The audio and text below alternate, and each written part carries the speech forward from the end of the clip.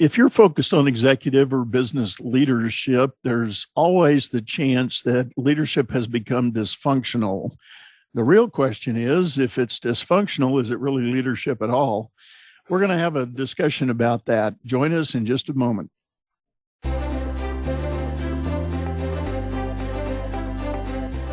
You're listening to Leadership Powered by Common Sense with your host, Doug Thorpe. Here's Doug.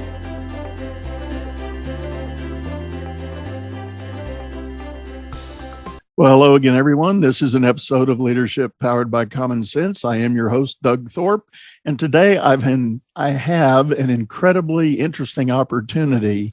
For the first time in the show's history, I actually have two guests in the same spot. And not only are we doing that, but I have found a wonderful pair of experts that happen to be a mother-daughter duo. I will first introduce Ann Dysmanteris. Dranitsaris. I knew I was going to butcher that. I am so sorry. Dranitsaris. No worries. We practiced, and I shake the shot right out of the tube. How about that? And her daughter, Heather Dranitsaris-Hilliard.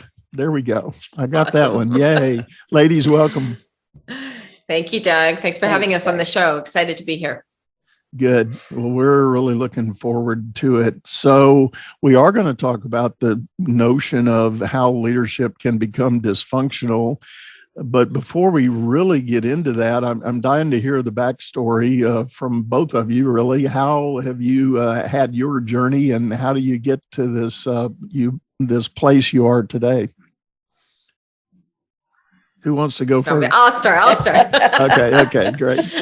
So Ann and I, as a mother-daughter team, we've been in business together now for 24 years. And it came about interestingly because we have a little bit of a different backstory in that Ann gave me up for adoption when she had me, just shy of her 17th birthday. And we reconnected and reunited, as they call it, when I was 27 years old. And within the span of about 3.5 years, we sort of realized just how much work we were doing in a similar way, her individually and myself in organizations, that we sort of naturally moved towards launching our own business together. And we've been working with leaders and with organizations ever since. Oh my goodness. What a story. Yes, it's been quite a journey. And just to add to that, Heather and I have come from, despite having the same interests in helping people and organizations achieve their potential, I came at it from a one-on-one leadership coaching, psychological background, where Heather came at it more from the more traditional consulting and systems and performance and compensation and other systems in organizations. And we realized very early in our conversations together that if you had one or the other, you were going to have an imbalance. And by putting the two of them together, both people and systems, then it gave leaders and organizations a much better chance to achieve the results that they were going for. That's phenomenal. And, there are so many leadership training programs that get into all the elements that you're describing. And on one end of the spectrum is definitely the body of work that I call, for lack of a better word, the psycho-emotional aspects of leadership, where you really try to get into the mindsets and the human interaction. And even modern now, that's where we talk about emotional intelligence and some of the brain science that's being delivered. But then you work through that spectrum and you get to the more system-oriented, qualitative, quantitative assessment, evaluation, and implementation. And somewhere buried in all that is ideas like building a leadership framework, creating a culture, setting up accountability, coaching employees, developing leaders, et cetera, et cetera, et cetera. So I like that blend. Yeah, what we found was that in the work that I was doing with my clients, where we were trying to get change in behavior and change in performance, and we were coming at it purely from the systems lens, the consulting firm that I was with at the time, we didn't do anything behavioral or developmental. It was, we went in, identified the issue, and I built them a system and then helped them to rolled it out and then said, good luck to them.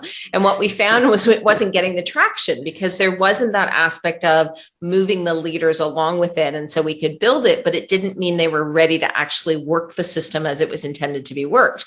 And so it was really interesting when Anne was talking about the work that she did individually with clients, and for all the work she would do with them behaviorally and developmentally, they would go back to their organizations that lacked the systems in order for them to often apply the skills that they were developing through the coaching process. And that was that light bulb moment of, hey, what if we integrate the two and we work together to, sort of, or at the organizational level, at the individual level, at the systems level, and that behavior level. And that's the traction that we've been able to get with our clients, because we can work on at both of those aspects. We get far better results than we ever did without combining the two pieces, for sure.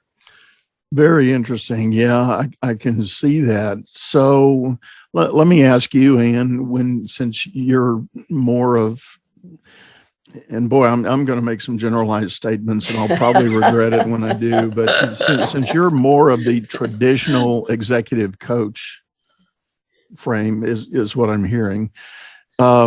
How have you tried to approach individual leaders and organizations about the need to have you help them do this work with the leaders? I guess it's in a really non-traditional way, because in early days, Heather and I worked very hard to blend our skill sets so that it wasn't one thing or another, because I wasn't getting the traction when I first started leadership coaching, because I didn't know how to put that system in to support the accountability for the changing in behaviors. And if it wasn't done within a context or within a system, middle management in particular really struggled with, I've learned all these new skills, I want to try it and I want to practice it. And they would go back and their senior leaders would sort of poo-poo it and not really support their development because they weren't doing anything. And so because I started coaching, because when coaching really wasn't as big as it is right now. I started leadership coaching back in the late 1980s. And I just realized that in my psychotherapy practice, most of my clients were coming in complaining about leaders. So I decided that if I was going to really, I was really going to have an impact, I had to help the leaders to change their behavior towards employees. And it was during that transition that I started making some inroads into organizations in a larger way, but for the most part, coaching done without a support system, it just doesn't get the traction. People can change some of their behavior, but it doesn't happen in a way that really eliminates organizational dysfunction that Heather and I tend to tackle together, coming at it from both sides. Yeah, I can really relate to that. Your comment about in the early days of your practice not getting the traction you had hoped for. I'll tell you a quick little story. When I announced my pivot from what had been a consulting practice to a coaching practice, I arranged a dinner with a very good friend of mine who's a well-seasoned CEO. He's been a venture capital and private equity turnaround CEO, and he's done 6 or 8 companies in his career. Phenomenal guy, one of the sharpest executive leaders I've probably ever met, both on a technical and on a personal level. And you just get motivated talking to this guy. I mean, you can't avoid it. He's just so dynamic that way. Anyway, so we're sitting there and I'm looking for this little bit of encouragement. I told him what my plan and idea was. He shook his head and he said, "You're going to fail." I said, "Whoa, what?" I said, "That's not what I was hoping to get out of this dinner." Truly. What do you mean? And he said, he said, well, you're telling me you're going to sell leadership and leadership training. And I go, yeah. He said, 5% of CEOs in the world understand leadership and no more. I said, oh, that's severe. That can't be right. And he said, I promise you. He said, you can't lead with that. He said, you need to deliver that, but you can't lead with that. And I said, oh, okay, well, now let's elaborate. Let's talk about what you're saying here. And he then, unpacked his whole strategy on how to get into companies and help them with team performance and overall, growth and goal and achievement and execution. And he said, you've got to back into the leadership idea with these guys. So we still find that today, right? And yeah. we often will talk about, the in the conversations with clients or prospective clients, it's really understanding what's that burning platform, for lack of a better expression, but it's like, what are they complaining about? So if we look at what the CEO or what the senior executive team is spending all of their time complaining about, being frustrated about the issues that are sort of festering around and not getting resolved, that's often our starting point in the work with the clients to find those places and what are the underlying root causes, because that's where the dysfunction lies, right? And if they're complaining about it, it means they're not doing anything about it because they're not equipped. They don't feel empowered to do something about it. And so that's often where we end up focusing a lot of our conversation. We don't lead in with a particular solution. We lead in with where does the organization want to get itself to? And again, because we ended up specializing in dysfunction, that is for most of our clients, they're very quick to be able to point out all of the things that are really frustrating them or causing them, causing the results not to be there, but also their experience of leading in their organizations, not the experience they want to be having either. Yeah. Well, Ann, when you talked about your therapy practice clients coming in complaining about their bosses, there's the famous quote that says people join companies and quit bosses. Yes, absolutely. And boy, that's true. And in fact, just a side note for those listening that are hearing this for the first time, I actually have a campaign for 2020 that I call, become a better boss. And I've got a beautiful personal challenge goal to contact and work with, or at least share information with 10,000 bosses to try to up their game and be better at that game so that they're not seeing the exodus out on the work floor. So let's be specific. Let's define this dysfunction that gets evidenced in the workplace. Just what are some of the categories that you roll up under that term dysfunction? So if I can just say one more thing before we roll into that, Doug, it's very rare that we have a client coming to us saying, I suck at leading people.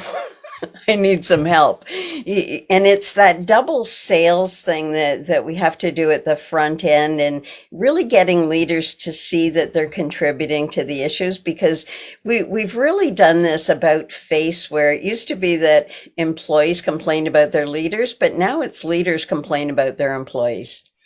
And it's all of those complaints and getting leaders to shift so that they get a line of sight into, oh, if I was managing performance, if I was setting expectations in a particular way and creating a structured approach to leading, I might get more traction here, which is, of course, really empowering for people. And it can sound like a no-brainer to those who use that approach, but most of the client organizations that we work with, they don't have anything like that. They don't have a standardized approach for setting expectations and giving feedback and managing performance. Well, and I love that, the way you've pictured that. And what I see is it is very consistent with what I do a lot of work around with clients. And that is, we have this weird tradition in modern business that when we need a supervisor, we look out on the floor and we pick our best producer to become the next supervisor. Ta-da! And that you set them sail on a little raft out in the ocean all by themselves, and they flop around. They flop around and try to figure it out. And maybe they've had good mentors, or maybe they had some role models along the way, and maybe they've got some ideas, or worse, they've got some wacky ideas about how they want to do it now that they're in charge. And those start evolving into what they probably are thinking is a leadership style or framework. And it's probably horrible. And they suffer through that enough, and production still continues, and they get honored by what? Another promotion. And now they're promoted up to the next level manager. And this happens 2 or 3 times. And then finally, in the bigger organizations, they say, well, when you get to this level, we're going to hire you a coach, or we're going to send you to some training. It's like, well, what about the last 10 years? Exactly. Now that I've learned how to do it wrong. And I've got all these bad habits that I now have to break free from. It's like twice the work. You've got all this personnel collateral damage along the way. Truly. That, the roadway is strewn with dead bodies of good people that you burn through because this guy was a clown, Yeah. And no disrespect if you're listening, and I just described your career path, but if you want to get real here and look in the mirror, I think we've all been guilty of that at some stage or form in our careers. So, and the sad thing about it, Doug, is that there's no reason that leaders need to flounder in that way and have to, go through trial by fire, as it were. If they were onboarded into leading and taught to lead in a more professional way, with more respect for the profession of leadership. But as you say, 10 years later, they give them training, and what are they going to do at that point in time?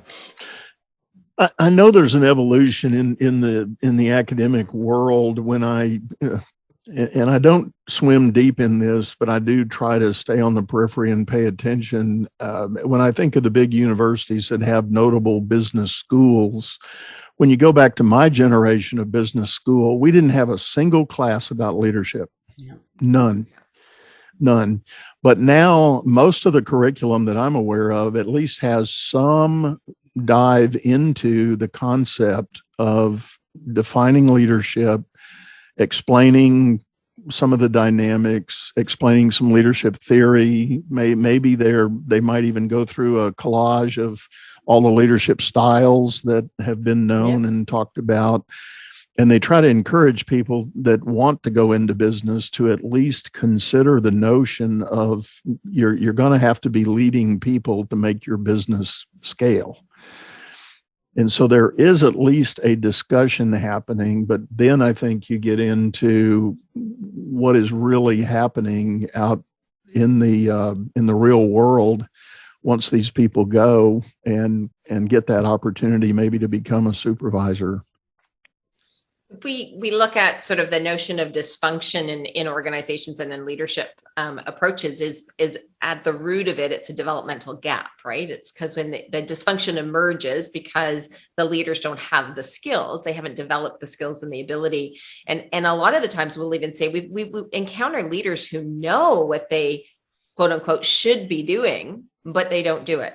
And so that's the challenge, I think, even when you get introduced to some of the leadership theory, because leadership is an experiential activity, right? We really develop up our ability as leaders through practice and the repetition of that practice and practicing it correctly, of course, as opposed to incorrectly, which most of us that get booted into leadership roles do because we haven't been developed. And so when you think about some of those folks that come in, man, I talk about this a lot in the work that we do, is they think they're being a great great leader, or they think they're acting as the good leader, and they believe they're doing all of the right things because they have this idea in their mind from, the information that's come in. I got to keep my employees happy, and I've got to be this to them, and I've got to be that to them. And and then all of a sudden they're not being effective leaders because they're so more focused on what their employees think of them or how they're being seen, the image of themselves as leaders, than what they're actually doing and assessing whether or not they're being effective and having the kind of impact they need to be having as a leader.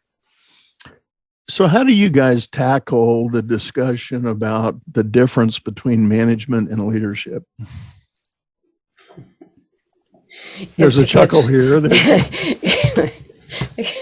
Who's going to tackle this one? Yeah. It's one of our favorite modules in our Leadership Foundation program, where leaders, when they hear about the differences in activities and the distribution of time and their behaviors, how they need to behave, what they need to delegate when they're leading, and what they don't delegate when they're managing, and they start looking at it from that perspective of, oh my God, I've been leading off the side of my desk. I haven't given any thought to plan or strategy, or even building my team in a way that I want the team to be built.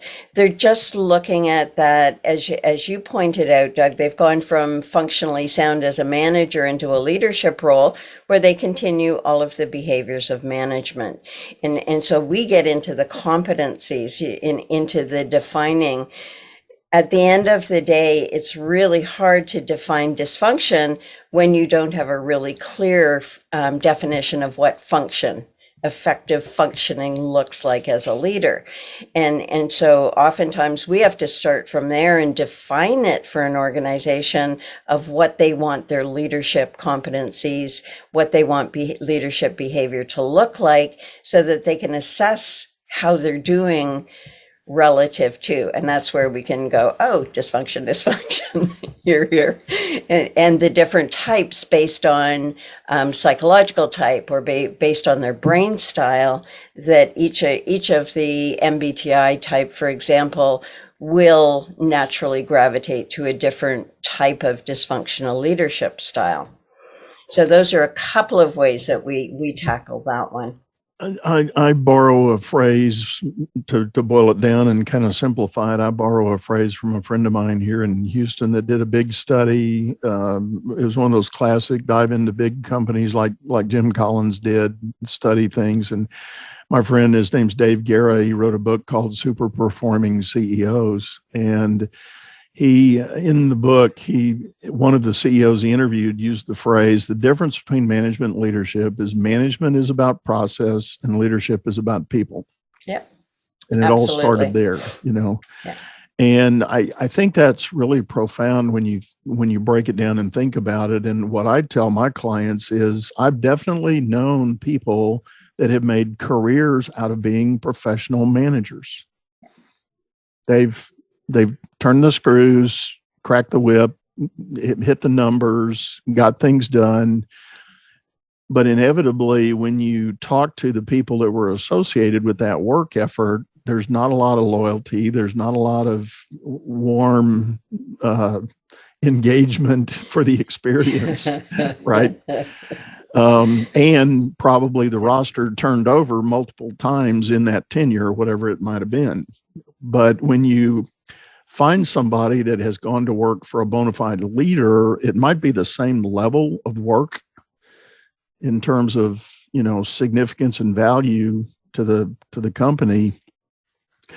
But when you've got a real leader running it, then you start hearing about low turnover, high morale, high trust, all the fancy metrics people are trying to talk about today for high performing teams. Yes. One of the things we see within that is that the leaders, even at the executive level, where there's some degree of resentment around having to spend too much time with their people. And so this is where we see and this abdication almost of the leadership aspect of their role is like, I'm too busy to talk to my people and spend time. They're fine. They know what they're doing. We trust them to do their job. I don't need to be involved in them. I remember very early on, even in my consulting career, where we talked about this notion of the higher up you go in the structure, the less and less time you spend on task and the more and more time you spend on people, as you've just talked about. And when we do that sort of measurement in our groups and with our clients around how much of your time are you spending really just focused on the people, and it's often in that 5 to 10% range, when it's, at the executive level, it should almost be the opposite of that. And they don't, it's their comfort zone, right? Their comfort zone is to stay with the task, to stay with the function, to not get involved with the people, to be really hands off. And then it's that question of, well, then how are you leading? Right?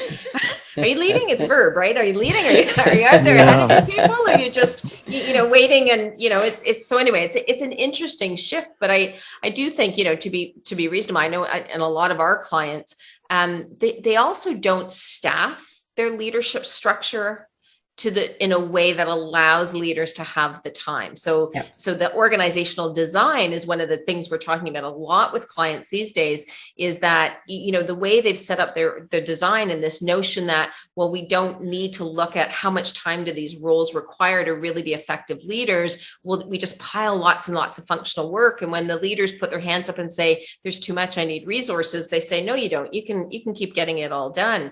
And so at the top of the organization, all the way through, what's permeating is this idea of leadership is not something that is a valued activity in the organization, because again, as Anne said, you just do it off the side of your desk. That should be good enough. Wow. That's very profound. And I tell you what, we're going to hang on to that idea, this kind of overload of the executive to the point of not even leading. We're going to hang on to that, and we're going to take a short commercial break, and we'll be right back after this message. Business is all about solving complex problems as fast as you can create them. Become the best problem solver by leading others to greatness too. And the first step is going to DougThorpe.com. Doug Thorpe is known globally for coaching entrepreneurs and business leaders, improving their performance and the work output of everyone surrounding them. You can find health, wealth, and happiness by learning to lead others to health, wealth, and happiness. Go to DougThorpe.com now and order Doug's books or hire him to coach your managers. That's DougThorpe.com.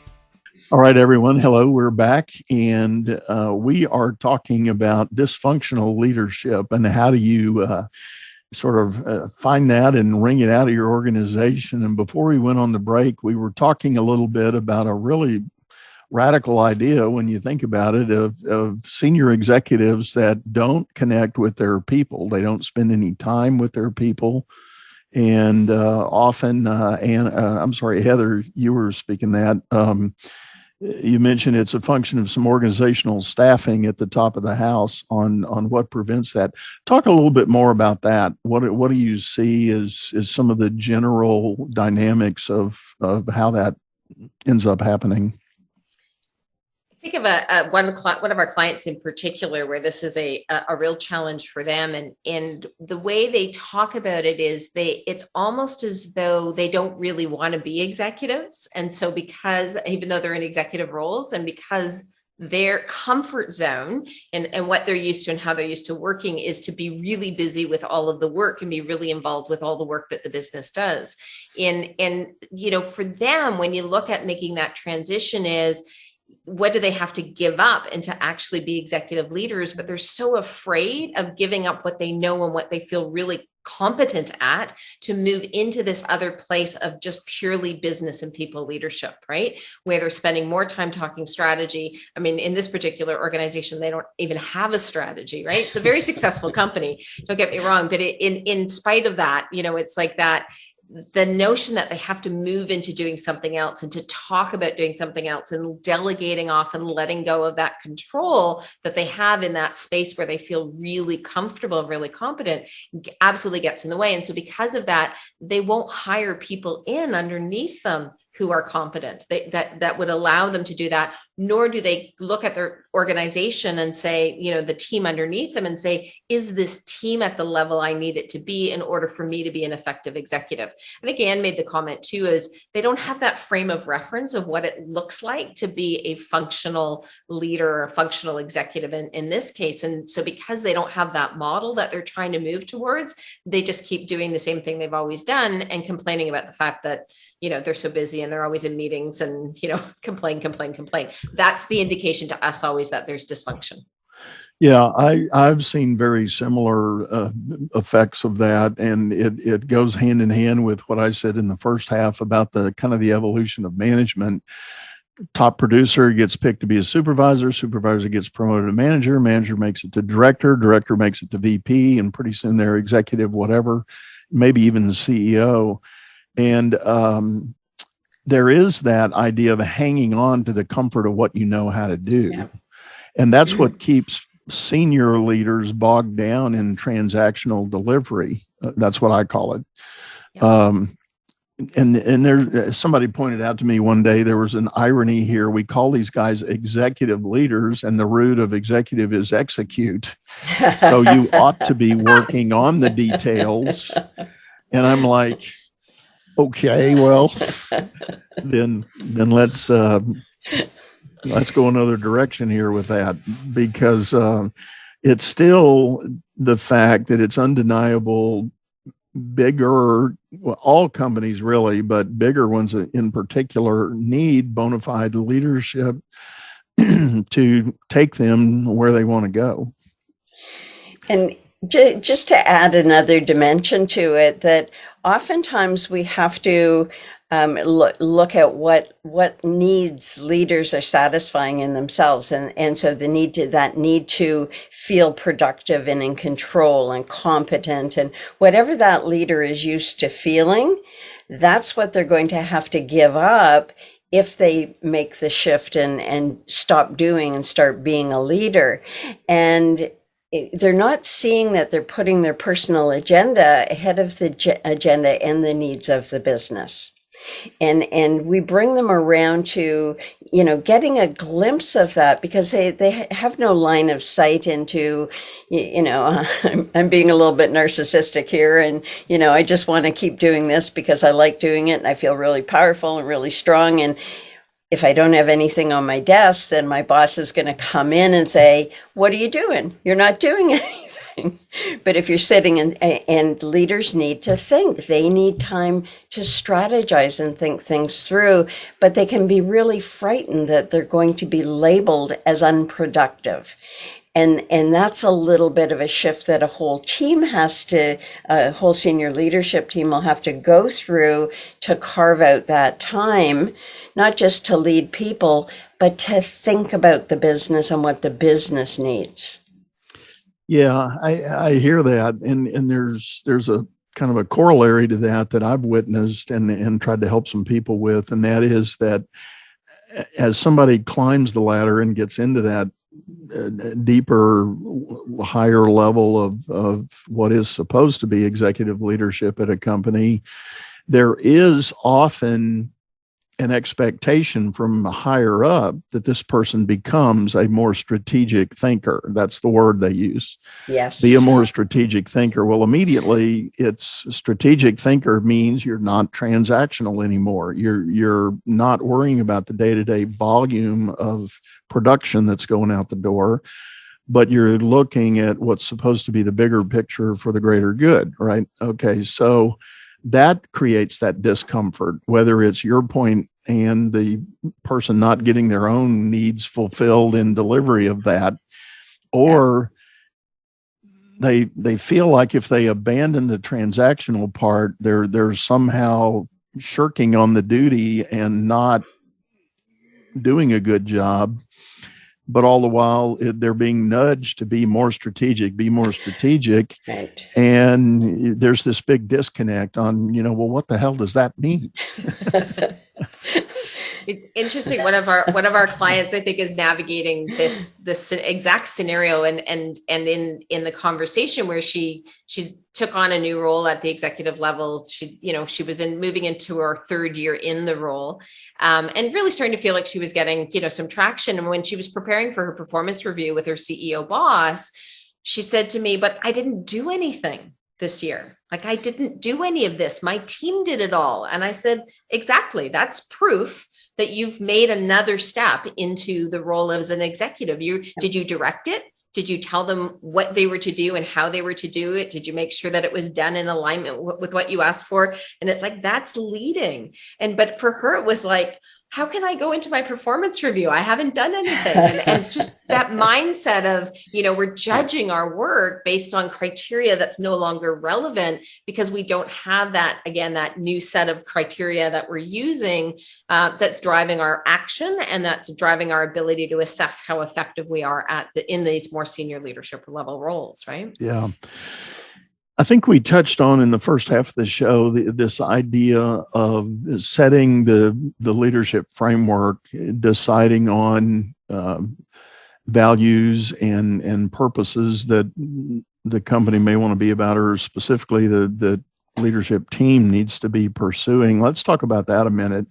I've had occasion on multiple scenarios now to be invited to come help a company change their culture. Okay. And it starts with, it has 100% of the time for me anyway, it started with the senior leadership team saying, we've launched this analysis. We have identified the golden nuggets. Here are the 5 values that we want to shoot for, or here are the 6 words that we want our leadership to represent. And what I say to that is, that's great. That's certainly a place to start. You have to put some definition to it.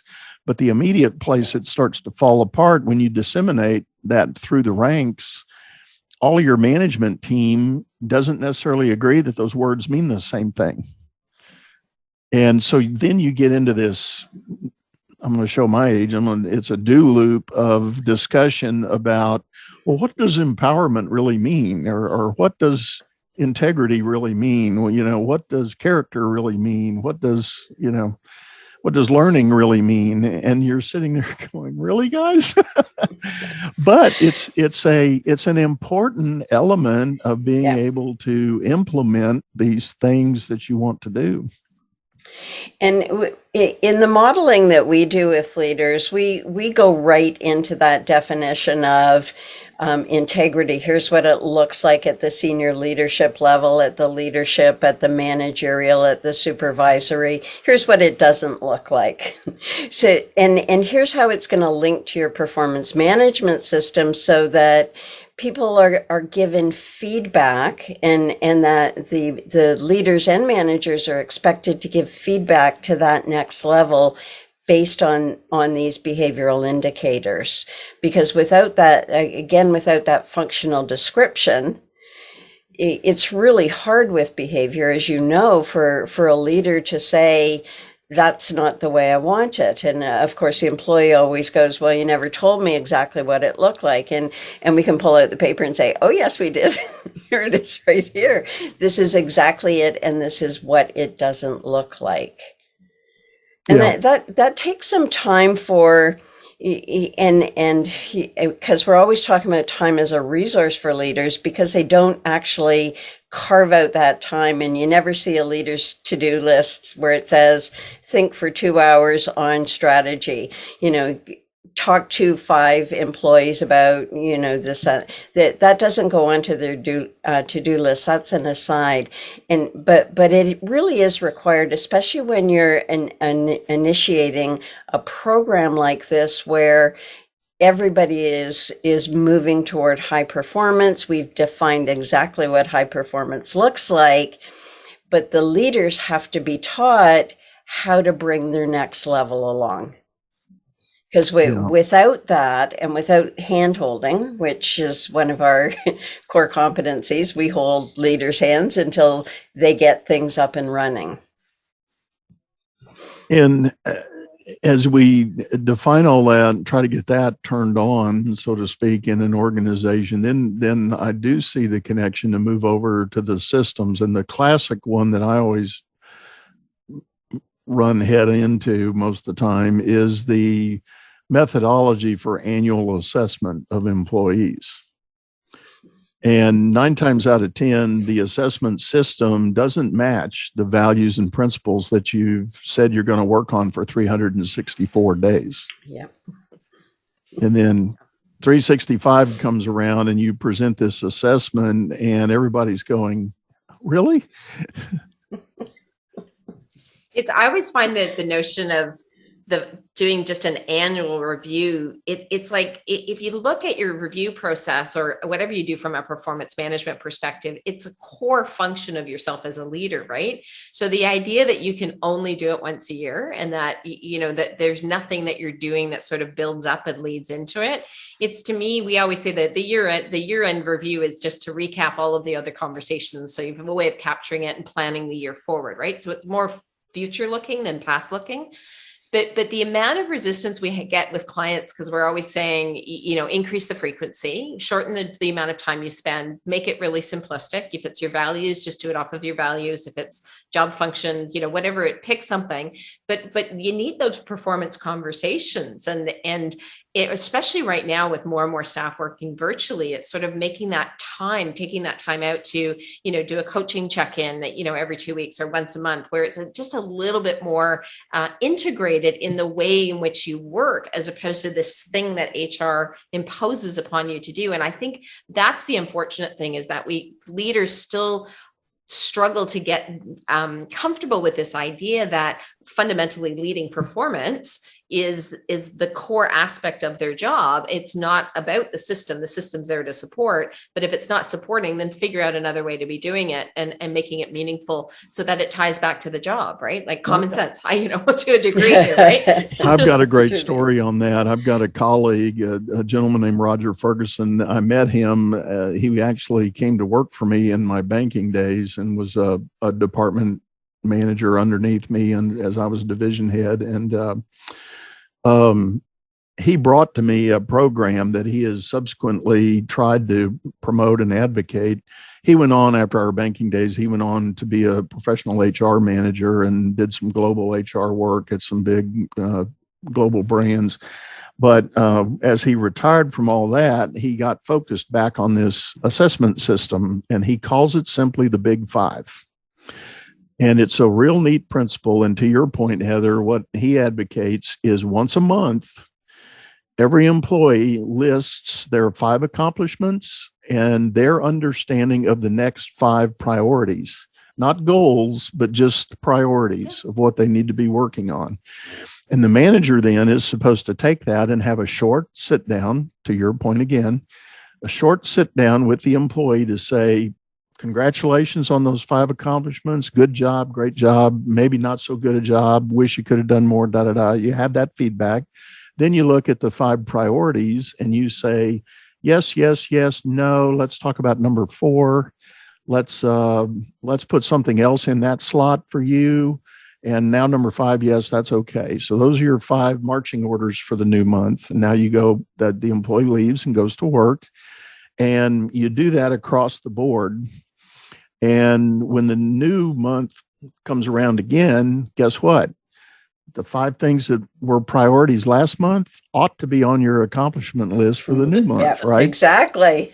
And if they're not, and they might not be, have a discussion. Well, was there an interruption, or did the project shift, or what happened? Let's talk about that.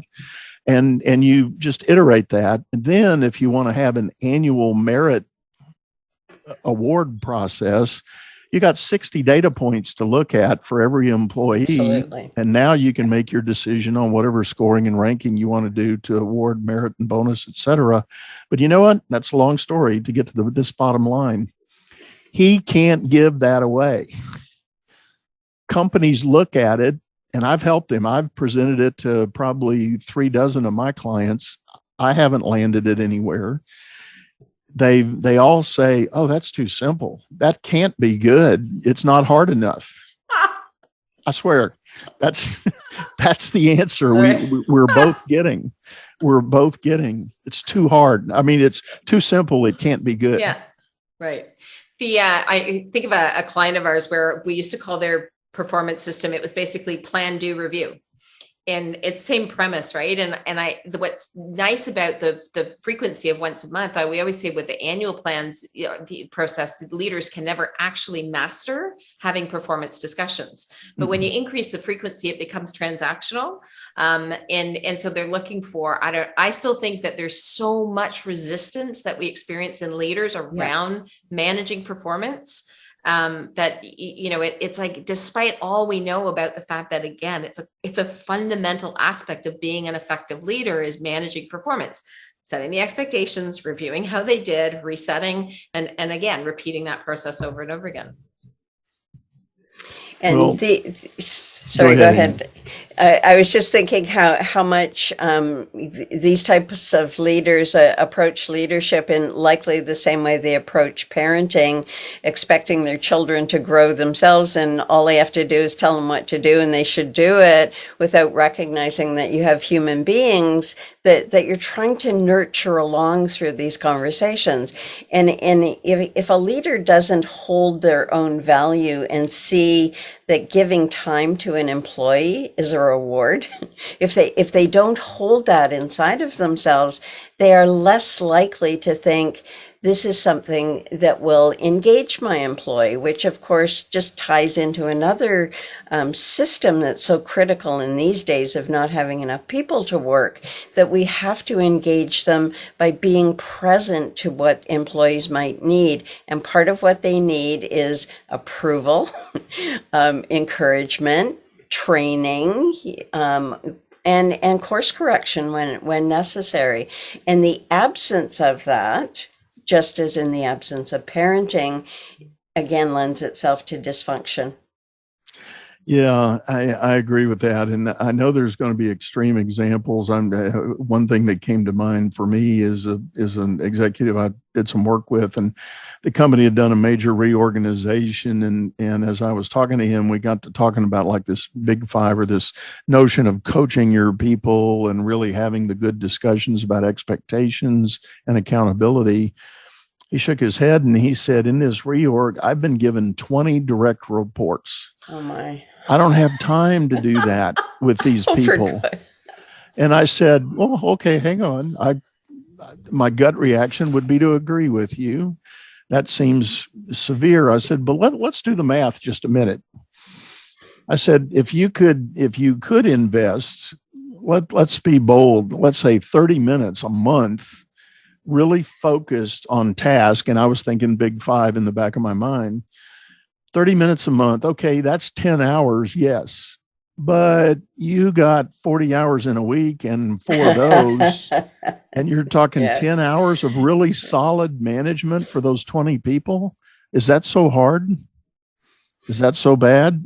And he kind of thought a minute and he said, yeah, I guess that is doable. And I said, I bet you spend a lot more time course correcting because you discover somebody's gone off on a tangent. Yeah. And you've wasted a lot of time and resources while that direction needs to get reeled back in and back on course.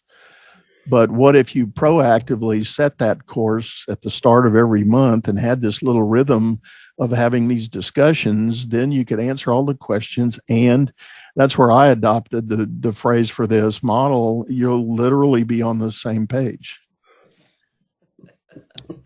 So anyway.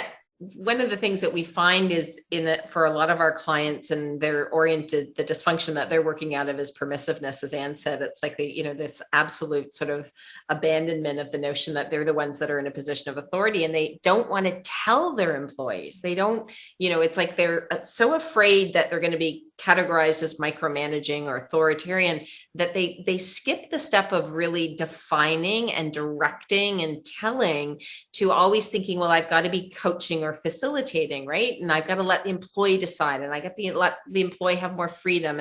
And so it's that interesting piece around, a lot of the times we're talking to our clients about more time up front, more time in the planning. You have to shift out of that, sort of giving information without giving direction. So they'll say, I need you to do such and such a task, but they won't put in the timeline, any of the parameters that the employees to work within. So again, not actually directing the performance as though the employee is in the best position or has the authority to make those decisions. And then they're getting back work that's misaligned for that reason. And then they complain about the employee, or they, have to put in extra time to fix it. But when we talk to them about shifting it and spending more time up front in the directing, it's this discomfort again that comes up. It's, well, what if they accuse me of micromanaging, or what if they're not going to like me, or they're going to get upset because I'm, telling them how to do it. And it's amazing that leaders really, at least the ones that we work with, is like, they have no sense of the authority that they're entitled to exercise, and no, they don't feel comfortable with really exercising that authority. And so they hand it over, they leak it out to others and let their employees be the ones that are really leading them. And so that's part of the challenge that we see in trying to make some of these shifts in the organizations that we're working with. And I'm guessing did I hear you right? You had a psychotherapy practice for a while, yes, do I or did. not? Yes, I do. There's inevitably, I know in all of my coaching, and sometimes my clients, we chuckle about it. We'll get down a train of thought and we'll be discussing, and the client or myself will say, we better stop. This is starting to border on psychotherapy, right? And of course, my own code of ethics doesn't allow me to go there, and I make that clear to my clients. But it's when you really get into the substance of leadership, there's definitely a mindset that has to be found. Yes, about role, responsibility, attitude, outlook, etc. And it's one of the things that's quite unique to us, because Heather and I went through this whole process at the beginning of how to introduce emotions, because when we first started working together, emotional intelligence was just coming on the scene. It hadn't been around for very long. We had the competency model from Daniel Goleman that we were working with, but we were really tentative about it. Now we lead with it, because we know, having done this as long as we've done it, we know that we need to address the developmental needs of the person who is leading. And it's not that they're bad leaders, and they're more likely to characterize themselves as bad, or there's something neurotic about them. And it's like, no, you just haven't developed. And so you're compensating.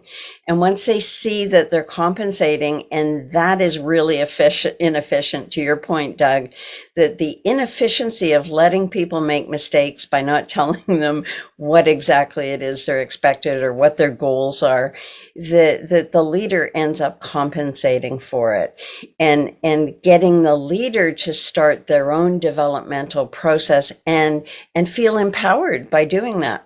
And so it's not necessarily that we're analyzing them. We always do a personality assessment just to see how their brain's organized and what the emotional drivers of their behavior are, and how they're going to behave if they're self-protective. And we talk to them about that, and they very easily and quickly move into the language that we use. In fact, it's a bit of a relief to know, I'm not neurotic, I'm just a ENTJ, or, a performer, or, it's I'm really okay, and I need to develop, and it's practical and tangible, that road they need to go down. Well, before I let you ladies get away, there is one area I want to bring up that I do pretty frequently get asked about, this concept of managing up the organization. Leaders at all levels, inevitably, unless you're talking to the CEO or the chairman, they will describe some degree of frustration with the person or persons above them. And they want to ask, and the popular phrase is, I want to manage up the organization. Yeah. I have a whole dissertation on that. I'm not gonna lead the witness here. How do you attack that in your work? We talk about the fact that each of us as leaders, we create a gap because of our natural inherent leadership style, our strengths and capabilities, our work preferences. There's always going to be a gap that each leader above us is going to produce. So instead of we don't talk about managing up, we talk about leading into the gap. So if you see that gap, and that gap that your leader has is impacting you, it's having a bigger impact on you than it is on your leader. And so then it's your job to figure out, how do I lead into that? And so how do I help my leader to close the gap? And unfortunately, a lot of the times people will complain about their leaders as though their leaders should be able to do everything and they should be perfect. And so when we start talking about thinking about them as human beings and that have strengths and weaknesses, so then our job is to facilitate that process of, I've identified this gap or this issue here. What can I do? For example, if my leader is not good at planning, and I have that as a strength, how can I help my leader by, instead of coming to them and asking for a plan, saying, hey, I've done a first pass at a plan. Do you want to take a look at it and give me feedback and help me shape it further? So it's not so much trying to manage our leader, but more learning how to lead into that gap, which actually builds our skills as leaders in preparation for the next level as well. I like that a lot. And if I may, I'm going to borrow that language because it actually fits perfectly with my answers to my people about that. I said I had my own dissertation on that. My position is exactly what you said, Heather. You don't manage up the organization. It's a definitional impossibility. So there are ways to use your influence to mitigate whatever that situation is. But I like your words a lot better. Just, lead to that gap. And I think that's exactly what we're up against with that. And oftentimes senior leaders will assume that the next level leaders will automatically initiate and they'll want people to take more accountability. This happens in a number of our client organizations where the senior leaders are saying, no one's taking accountability. We really want them to step up and take initiative, but the next level doesn't even know what shared accountability or even the concept of shared organizational accountability looks like. And they have to be told what to do ahead of doing it. And that's putting it more in the context. Heather spoke more to that particular, but the context of leaders saying, you can do this. I'm delegating the authority to you. When you see something, you can initiate around it. Can't necessarily make all the decisions, but you can, as Heather in her example pointed out, take that first step and bring it to me so that the gap is closed. That brings up another thought in my mind. The bigger the organization, what I do with a lot of my clients, I will ask the individual the question, do you have your own vision about what you and your department's team, segment, whatever, are supposed to be doing? Do you have your own vision? There's the company vision way up here, but have you crafted your own? And 9 times out of 10, they'll say, no, I'm waiting for guidance. I know, right? And I say, wrong. I say, wrong. Truly. Can I do that? And to bring home that point, I was coaching a young man a couple of years ago, and midway through our coaching engagement, and the company had contracted this because he was a high potential, supposedly. So halfway through our thing, he tells me, he said, hey, I'm on a short list for a VP job. And I said, well, good for you. What's it about? What are you thinking? Da, da, da, da, da. And I told him, I said, why don't you build your own 100-day plan for what you're going to do the minute you walk in the door of that job? And he said, I'm not sure I know everything I need to know about it. I said, but how much do you know? And he said, I know a lot. And I said, okay, use what you got, build yourself a 100-day plan about how that would work. So he got busy. And the next time I talked to him, he said, I got my plan done. I said, well, do you want to review it or anything? So we talked about it. Then the next session after that, he showed up. And as soon as I turned on the screen, he had this huge smile. He said, guess what? I got the job. And I said, no, that was fast. And what happened? He said, well, this VP job reports to the COO of our company. I was interviewing with the COO, and I took my little plan with me and I laid it out on the table and I showed him what I would do. And the COO said, holy crap, pick that up, come with me. And they walked into the CEO's office next door.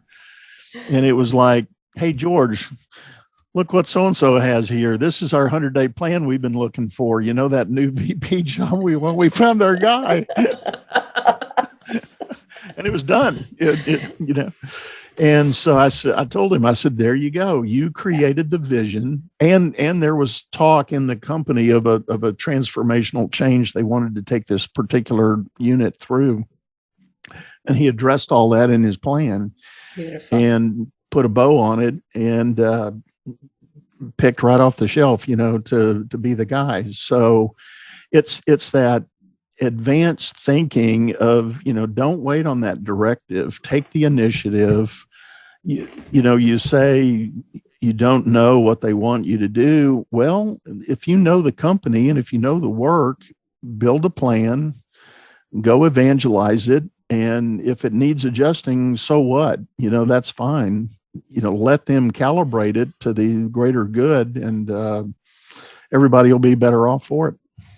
Yeah, one of the things we often talk about with our clients is the notion of the 80% rule, right? Is that because they do the same thing, right? It's like, well, I'm not sure I'm going to get it exactly right. It's like, well, just get it 80% of the way there, because 80% of the way there is better than 0% of the way there, and waiting and being stuck in that place of following when nobody's leading.